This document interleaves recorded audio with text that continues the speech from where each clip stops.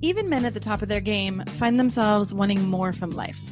Whether it's more meaning, unshakable confidence, a bigger impact, more money, deeper love, a hotter sex life, or a powerful legacy. Find out how good your life can be on this episode of Man Alive. Also, if you're not satisfied with your love or sex life, I want you to know that I get how painful it is.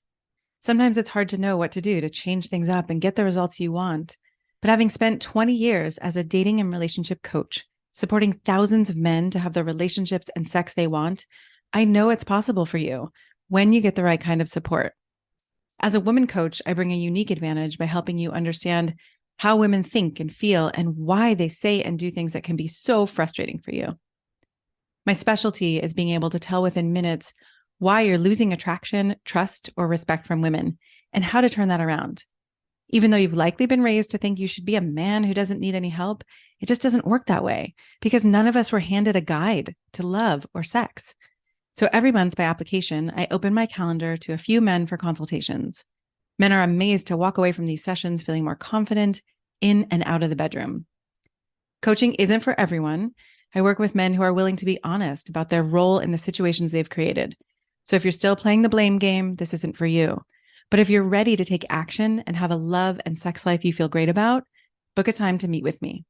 Go to shanajamescoaching.com/consult and fill out the form to tell me more about you so we can set something up. That's shanajamescoaching.com/consult. Enjoy today's podcast. Hello, and welcome to this episode of Man Alive. I'm excited to be here today to talk about divorce and especially to talk about divorce support for dads. It's a really important topic, and divorce in itself is a challenge. And then you add being a father and everything that comes with that and all the negotiation and navigation and time spent caring for kids. So I'm excited today to have Robin Choe with us. Robin, welcome. Thank you so much, Shayna. It's been a pleasure just getting to know you over the past couple of days, and so it's just an honor to be here and share my story and just kick back with a little conversation with you. So I'm excited. Thank you. Well, let me give you a little bit of an introduction for people who haven't heard of you. So Rob wrote the award-winning book, The HQ, How to Overcome Your Divorce and Be a Better Father. He's a men's divorce and relationship coach, a podcaster, and a serial entrepreneur whose heart-centered approach to life and business is beginning to catch wave. He's passionate about creating solutions to make the world a much more loving and efficient place by serving the needs of others. I love that you have loving and efficient. He's on a mission to normalize talks about divorce between families and within society while helping children thrive. And he knows that for men to pave the way, they must turn inward to transform how they show up in their everyday lives. He helps hundreds of divorced dads get over the mental roadblocks and traps they put themselves in and fights to bring them out of isolation in some of the worst case scenarios. So thank you, first of all, for the work you're doing. And I know this is a personal topic for you because you've been through divorce yourself. So maybe we can just start a little bit with a little bit of background. Like, how long have you been working with divorced dads, and how did your divorce actually get you on the path to supporting other men? Yeah, I mean, my divorce didn't happen till about 2013, 2014. It was around that time when we decided that we were going to part ways. So we were separated for a bit. The divorce didn't actually go through for a very long time, but we were separated for 4 years, I think. Mine was the same. Divorce took 4 years. The separation happened. Exactly. The courts are so backed up, and depending on where you are, things like this happen. Plus, like documents get lost and all this stuff. So, that's right. So that's one of the not easy parts about getting divorced is all the legalities and all the paperwork. It's the most daunting. I agree. It's one of the areas where a lot of men come into the group. I run a private Facebook group. We'll get into that, but I mean, a lot of the guys come in there looking for legal advice. But the divorce had happened. It went over. I mean, I was kind of at the point where I was gonna kill myself. I mean, I literally This was wanted after you were divorced or after you were separated? yeah, it was like during the Mm. separation. I think we'll get into a little bit of that as well. But I mean, I was wanting to just kill myself, and Wow. I had to kind of wake up from that, and Mm. I started writing. I started trying to heal myself. I Mhm. started writing. I started journaling a lot. And just writing my feelings because I had nobody to turn to. I had nobody Mm. to ask, and nobody understood. And I got married pretty young, and Mhm. nobody understood. My friends were, not even in that stage yet, and I don't blame them. It's, I something that I took on at a very young age, and Yeah. because of that, I had really no support. I Yeah. really had no one to turn to and Yeah. ask about, because there's so many dynamics that a divorce that goes through, and it's really, really complex. Yeah. And It is. not only that, on top of the fact that men, it's very hard for us to even speak out. Um, coupled with that, it was just, pain, suppression, and then not being able to have the support. And so, Yeah, when it sounds like it got pretty dark, right? Without having anyone to support you or anyone to talk about it with, that makes sense. yeah, and I was in a job that I hated, but the one thing that was good about the job and what I'm looking for was that I had a lot of leeway to do the things that I wanted to do. So if I wanted to like wear a hoodie or whatever, and hide some earphones in there, I could. And so I was listening to podcasts, and I was listening to all this like self-development books and Mm. whatever. And this was after the suicide attempt actually, and I realized that I have probably had a bigger call, and there's a reason why I'm here. I started to really take a deep dive on my life. I started looking at all this stuff that I was journaling about and Yeah. my life, and I had an incredible story in there. And I'm just Mm. like, it would be a shame for me to, take my own life and not, and give up, and Mm. with so much already inside of me. And so, Oh, I'm um, glad that you found that. yeah, I mean, we could talk a little bit more about that. I'm open with that. And, my first Toastmaster speeches was actually about that. Wow. Was about my attempt at suicide. It was very shocking, Mm. but it is what it is. And after listening to those podcasts and listening to all those self-development gurus or whatever saying that, I'm enough and this and that, I've found a mastermind group that really, really, I guess, propelled me to do the work that I'm doing. I Mm. found, a guy who had a heart-centered approach and Yeah. was preaching that, and was like, look, you have something great in you that you could share. And I Mm. started I started sharing my story, and I was like, man, who can, I was sitting in my therapist's room, you know, one to one with her, and she was like, who are you writing to in this journal? And I was like, I think I'm talking to divorced dads here. And she's Uh-huh. like, Mhm. well, then go help divorced dads. And so Mm. Yeah. I was like, yeah, all right. So Started. what do you help divorced dads with? Like what are some of the main topics that show up in your Facebook group, and what are you responding to? So the very first thing I noticed was men have a real tough time with vulnerability. Mm. Mhm. And the biggest thing that I realized during that time was the hardest thing for a man to do is just even talk about his problems. Yeah. So I was like, I'm a forum junkie. Like back in when the internet was starting up and stuff, I was always perusing. I was always in the forums. I don't know if Uh-huh. you have, yeah, like I always created threads of my own, started forums and stuff like that. So I was very good at aggregating people in one topic. Yeah. So I was like, you know what? Let me just start a support group for these guys, Mm. and open the door and open the conversation. Yeah. Right. Because the Um, vulnerability piece, I mean, I think that's why a lot of men come to me as well. It's like I create this safe space where they can say things that they don't say to their partners, to their colleagues, to their family, to their friends, right? The shame or the stigma that we've created in this society around men should man up and suck it up and not have any problems and be the rock, right? I mean, that's what I imagine causes this. Absolutely. There's constructs within our society, within churches, schools, Yeah. athletic constructs. There's all kinds of these like you said, stigmas, or it's trends between the way that a man should show up in his life. And so, just touching upon that, I can realize now that, yeah, men have it tough. We have broken support systems on top of that. Yeah. So that was the second thing that I realized, was that we have broken support systems. Men have nowhere to go, especially Mm. divorced dads. They have nowhere to go. Yeah. Very Um, few places to go, right? I would say. I mean, there's some, right? There's therapists, and there's now, I think there are some men's groups and Mankind Project and what you're doing and what I'm doing and things mhm. like that. But, right, especially in the beginning, if you're not in a network of people who are already going to these places or using these resources, you just don't even know that it exists. Yeah, and I'm realizing at that, how quickly my group is growing, and Mm. how quickly these men are finding this, because they're like, wow, I didn't know this existed. And so Yeah. when they search for it, they find me.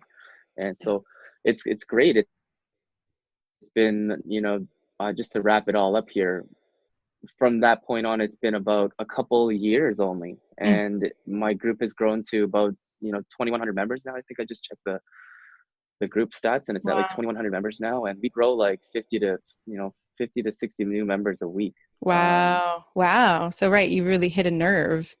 And, the divorce rate is still 50 to 50%, around 50% for first marriages, 70% for second marriages. So, it makes sense that they're finding you. So, what would you say? I mean, I imagine you bring a lot of hope to these men. And one of the things you said you support them with is vulnerability and just having a space to even share and be heard and connect and all of that.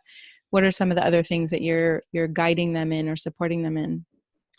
Gratitude, Mm. first of all, understanding that, well, hope is a big thing. I'll talk about that. But gratitude is one of the things that kind of brought me out of the light, the darkness that I Mm. was in, it, and into the light. Wow. Um, because one of the things about gratitude is that when you're in the present being, and you're in the present moment, you're breathing, Yeah. and when you're breathing, you're alive, Mm. and that alone is a gift, and we should just stop there. Right. It's amazing And how trite that can seem like, oh, we're breathing and we're alive. And yet, wow, right? It's miraculous. exactly, and we should just stop there and appreciate the fact that we're breathing, Mm. until it's over. And so, anything and everything around that sense of your own breath is Mhm. just it's nonsense. It's Mm. nonsense. It's not that it's nonsense. I can't downplay our real life things, but I mean, it just it's a step back into reality, Mm. into what really life is supposed to mean for you. And Which I I imagine can think be really hard for someone who's going through a divorce and, fighting with an ex or has kids who need to be taken care of. I mean, learning new things that you never did in your relationship, you didn't have to do because your partner did them. And now suddenly you're thrown into the world of, new tasks and all of that. So to find gratitude, I imagine could be really challenging. it's one of the most hardest things to do. Not a lot of people live in gratitude, but when Mhm. you look at life through that lens, you can look at it like, oh, I get to raise kids. Oh, Oh, I have children. They are a blessing, and they make me happy, and this and that. And so it's a different lens, and you don't look at the problems as much when you're in gratitude, because you know it looks different. It feels different. right. It's a different When lens you're looking through, and suddenly it colors things in a different way. Exactly, it's not so black and white. And Mhm. I think, hope, for sure, because when they're not living in gratitude, they're angry, they're bitter, they're Mm. suicidal, Yeah. they are thinking that the world is against them, and sometimes it is, because of the way the court systems are. Yeah. I feel so bad for some of the guys in my group, because of the way they're being treated in court, the way they're Hmm. being treated by their ex-wives, Hmm. because of the court systems, and they're just being manipulated left, right, and center. Yeah. And this is not that this is the case for every man in there. No, it's It's just some cases contextually have this type of arrangement, and it's for them, and they lose hope. They feel like yeah. the world is coming down on them, and I get it because Yeah. they're financially crushed, they're emotionally crushed, they are at their wits' end, and they're looking at the barrel of a gun. Mm.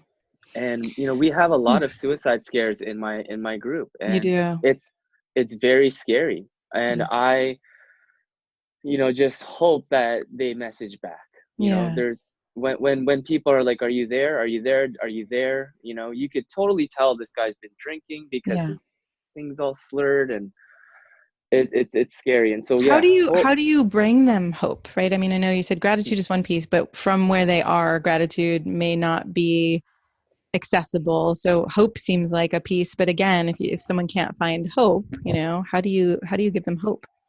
That's why I started my podcast. I wanted to bring people on who had been through what I'd been through and been through, what they've been through, Yeah. and came out the other side and was successful with it. Is happy with themselves. Um, and that's one way. But Yeah. Right. really, Showing people stories and highlighting yeah, people who've actually been in that dark place and made it through. exactly. Yeah. I think when you shine light on others and their stories, it helps give the other man listening in Yeah. perspective. Yeah. And when they gain perspective, they start to shift the focus from, oh, why me, and they start looking at the possibilities of them saying, okay, well, try me, let's do Yeah. this. Well, right. And And it's like, I think one thing that has always amazed me about the divorce process for me is like in our adult lives, it's easy to get kind of stagnant or just keep going and not really question all the ways we're turning against ourselves or not listening to our truth. And once you get divorced, there is a really clear opportunity to say, whoa, everything is completely shaken up.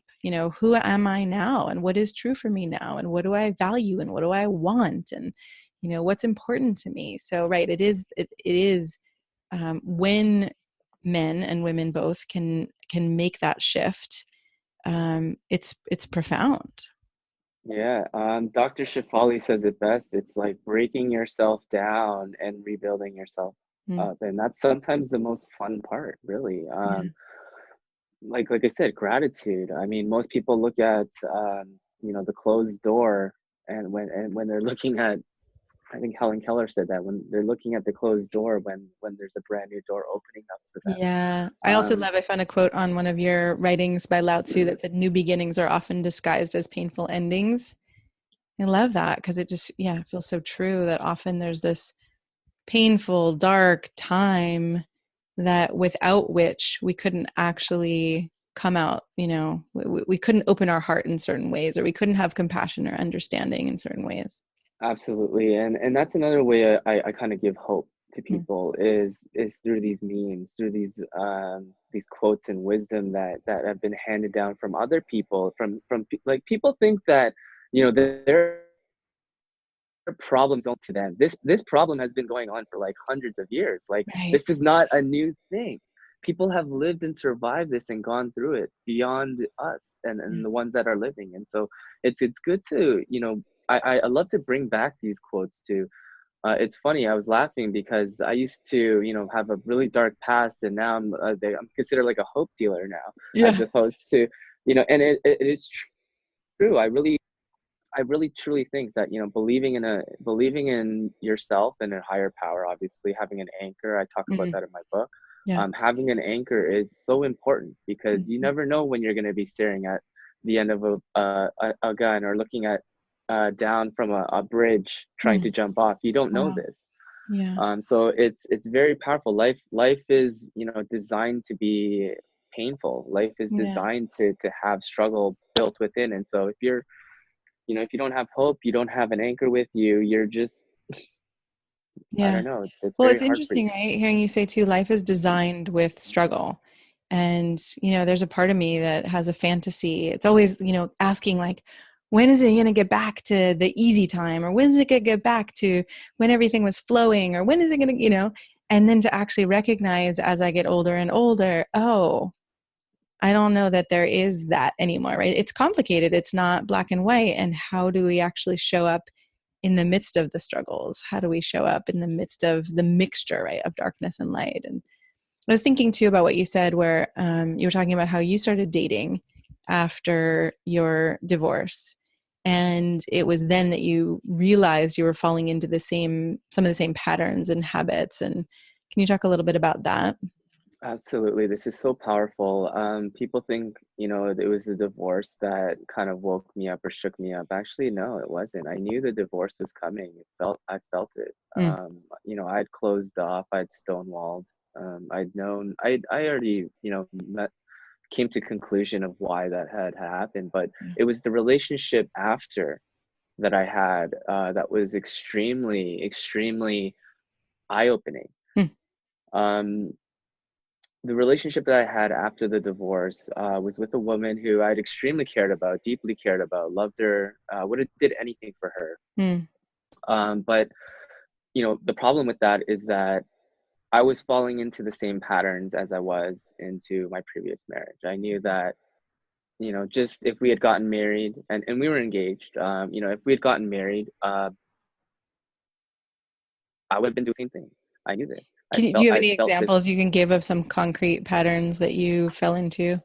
One definitely was nice guy syndrome. I'm Hmm. gonna talk about this now. A lot of people don't really understand what nice guy syndrome was or Yeah. is, but it's a type where you you're overly nice. You're too nice, thinking that the other person is going to return the favor, and when the other Mhm. person doesn't return the favor, you get angry and bitter, and you're resentful, and Right. it becomes really toxic. Right. Well, Um, letting go of your own needs, thinking I can take care of other people, and if other people are happy, then I'll be happy. And yet then, right, at some point, resenting or exploding. exactly. Yeah. So just letting go of the nice guy syndrome was huge for me. Yeah. It was an eye opener for me. It was like, dude, you How did you can't let be. go of that? I mean, that's a big question. It took a long time. I read the book, obviously, Robert Glover. I I love recommend that that book. yeah, I recommend that to anybody. Yeah, I did a podcast with him too. For you listening, you can check it out. It was awesome. Sweet. I'd love to get him on a show. Yeah. So, yeah, I mean, Robert Glover, he reading that book, it was just an eye opener for me. I'm like, this guy wrote about me in a book, and everything rang true. And so, Yeah. I recommend to anybody, coming out of a relationship or even out of divorce and can't understand why. Yeah. This is definitely an eye opener. And but yeah, another concrete example of me, falling into old patterns was the type of women that I was looking for. Mm.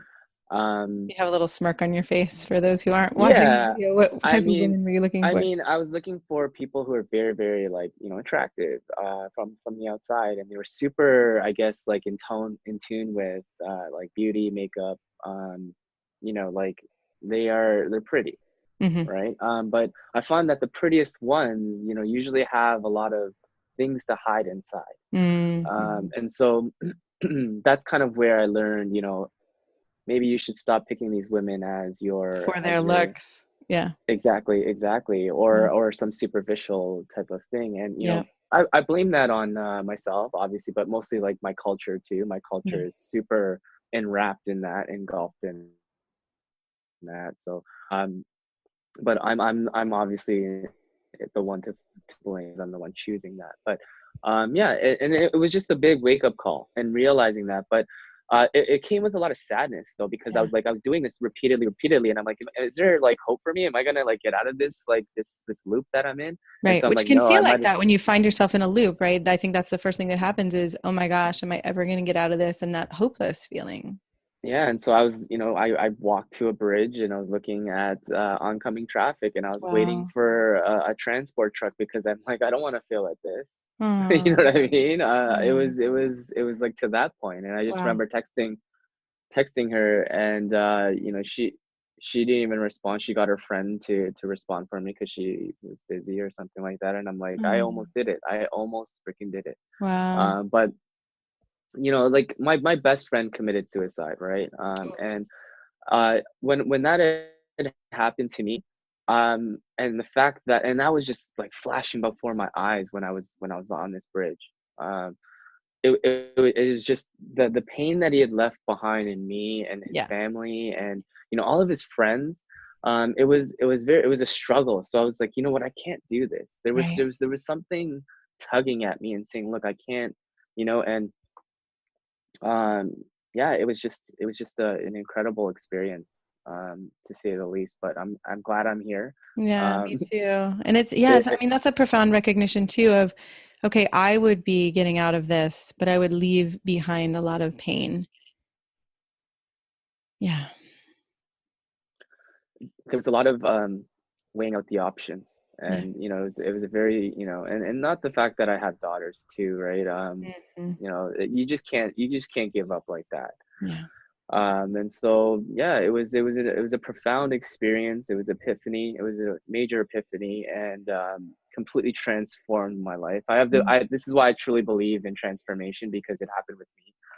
And so this is why I truly think, like, it can, like, the work that I do, I can push someone to transform as well. And Uh-huh. and and I'm sure you felt this in your career Oh, as well. yeah. And Right. And it's such even a it sounds like what good you're feeling. saying is even from that darkest moment, right? That even then there's still hope and there's still transformation that happens, which I've seen as well. Gotta have an anchor. And definitely God was talking to me that day. Mhm. So Mhm. um Yeah. yeah. What else do you want men to know? What's important, for men who are going through this transition? Know yourself. I think that's the biggest freaking thing you got to do, is know yourself. Yeah. Take those personality tests, find out what your love language is. Really, really get to know who you are. Hmm. I think we always create like this person that we're not, just fit in, like we were talking about earlier. Say that again. We Um, always create and what a person we who, always create to want to fit in, and it's not who yeah, we are. yeah, And we got to stop doing that. Really, I think there's a lot of suppression in men. I think there's a lot of things that we suppress yeah, and we don't know how to speak up for, because we don't want to hurt, or we feel like we're going to hurt somebody's feelings, yep. or we don't want to offend our spouse or the person that we're with, because I don't know, they might withdraw sex from you or something Right. like They might that. And take it's something like, away, their connection, their love, their sex. whatever it is. And it's like we're walking around scared shitless.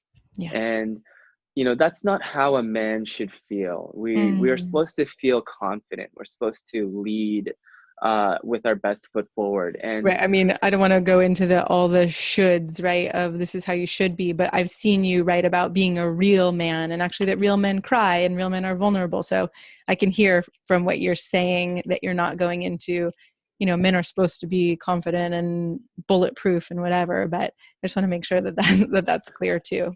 for sure, that is absolutely 100% clear, because it's a balance. There's no way that you can be 100% one way, like A type, all the time, because that's dichotomous. And what happens with dichotomy is that there's these really, really outrageous responses from the universe that Yeah. happens to you.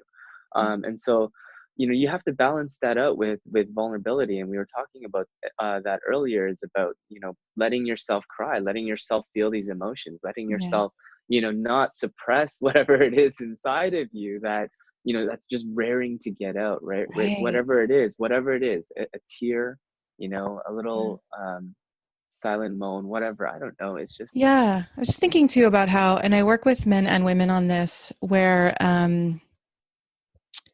there's a way that I feel like I don't know how to say this exactly. It's not we're forced to, but in a way, we're kind of forced to educate the people around us, or the less we think we are wrong or bad, or there's shame around what we're doing or crying or whatever, the more we could look in someone's eyes and say, I'm going to cry right now.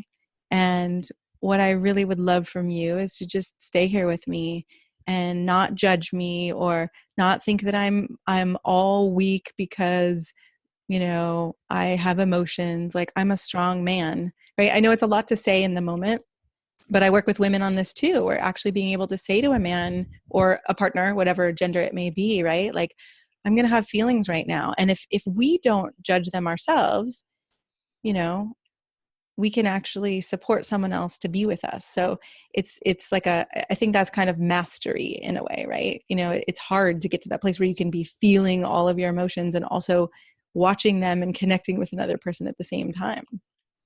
Yeah, and if you're in a relationship and you're feeling, this tension, or you're having this friction, look at it as an opportunity to grow Yeah. and change, because it's showing you that obviously there's something to care about here. Yeah. Most people lose that. I think most people lose that, and understanding that, yeah, we all have masculine and feminine energy within us. We Mm-hmm. all are able to express that, and that's fine. We're able to, be, men on one hand can also be nurturing. We can Mm-hmm. also be sensitive. We can also be, but also on the other hand, we could be this macho tough, like, where's the gym? Give me that 100-pound weight. And, we have both. Oh, And same with women. And it's just about, understanding it. And like you said, it's mastery, yeah. knowing where your partner shows up, and in those areas, and Yeah. picking up after each other. I think it's important. Right. And I was just thinking too, I mean, like you said, when you're a nice guy or you're playing it safe in that way, it often comes tumbling down later. Or I've got the good girl version, right? I mean, I think my ex and he was playing some nice guy and I was playing some good girl. And then it just, you know, It erupted in a volcanic explosion by the end, right?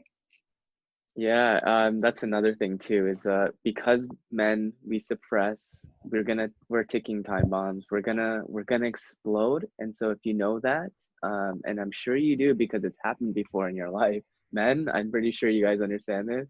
Let it out. We have to find people, and if it's as long as it's just one person Yeah.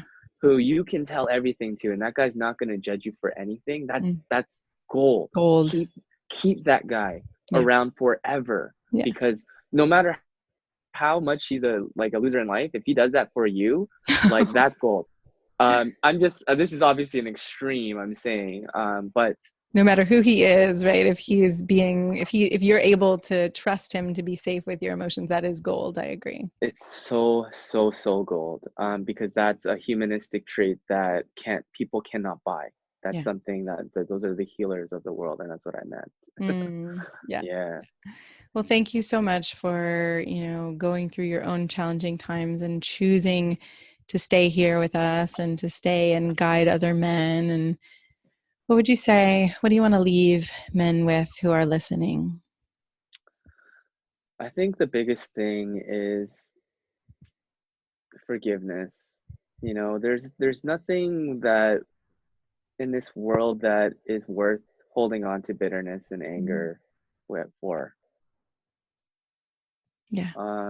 And forgive, because forgiveness is for you. I always say this. It's like people think it's for the other person, and well, if I forgive them, it justifies the other person's actions. No, it's honestly for you. It's Yeah. understanding that, I'm healed from this. I've let go. I understand both sides, and I'm grateful for everything. So Mm. yeah, just forgive. Right. It doesn't have to condone someone else's actions, but it is having compassion or understanding what would have, you know, caused someone to act the way they did and just having that compassion. And then, right, we're free in that we're not walking around tense and angry and stuck in the, like you said in the beginning, that woe is me or why me. And then we can actually step forward into something new. Absolutely. Absolutely. Awesome. Thank you for being here today. Yeah, thank you, Shayna, for having me on. I'm so glad you joined us for today's episode of Man Alive. I hope you enjoyed our conversation and it gave you something to consider and explore in your life. If you like what you heard, I'd be so grateful for you to subscribe and write a quick review that helps men like you find us. And again, head over to shanajamescoaching.com/quiz or text the word alive, ALIVE, to 44144 to get a sense of how you can become a better lover and leader. You'll start to see how you can be both more respected and desired in your unique and genuine way.